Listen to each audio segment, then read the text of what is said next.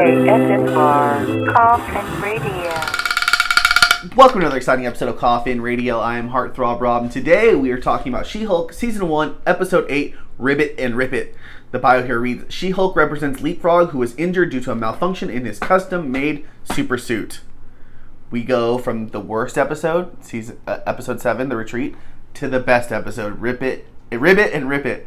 And dude, we got Daredevil. He's arrived. And the way they get there is so badass because, you know, Jen, working for her firm, has to represent Leapfrog or Frogman or whatever he's called. And he's a good guy, right? But he's just an idiot and fucks up his suit, who was also made by her homeboy, who made her suit, who's actually going to make a gown for her for a gala event that she's going to be on later this episode. But she kind of sees it as a conflict of interest. She doesn't want to go again or be with Leapfrog when he's suing the guy that's making her suit. In the end, they go to court. She has to do it anyways, and Leapfrog is represented, or excuse me, by the guy who made the suit is represented by Matt Murdock, who we know is Daredevil. And Daredevil comes in, and dude, I fucking popped so huge. It was cool. You get to see Matt Murdock. It's kind of a continuation of the other one. They reference it a few times. Even the theme song comes up. But Matt Murdock comes in. He wins the trial gets it dismissed against the guy who makes her suits. And so later that night, Leapfrog calls Jen and says, "Yo, I'm getting attacked. Please call me." Blah blah blah. And sure enough, she goes and saves him, and she saves him from this would-be assailant who's Daredevil in his fucking sweet badass costume. Daredevil's doing his thing, man. He's fucking taking this guy down. He tells Jen, "Yo, Leapfrog's the bad guy in this one. He took homeboy who's gonna make the suit. He fucking kidnapped him, and he's got him doing all sorts of stuff."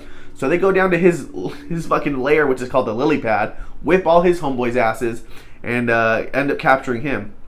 And Daredevil and fucking She-Hulk hit it off, man. He's like, I'm leaving for New York tomorrow. What's good? What's really good? And they smash. She-Hulk and Matt Murdock, a.k.a. Jennifer Walters, smashes a blind dude. Disability, go ahead. And they get it on. The next morning, her homegirl says that she's seen the Daredevil guy doing the Walk of Shame. And they go to the Met Gala that night. And that night, she goes to the Met Gala and she's, accepting her award for fucking most lawyerist lawyer.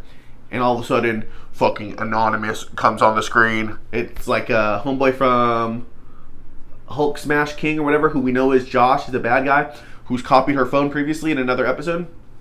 He's like Anonymous, right? He shows the thing on the screen, and on the screen it's all her dates and Tinder this and bio and all her information, and it sets her off. Normal amount of rage, right? And she goes off and fucking boom!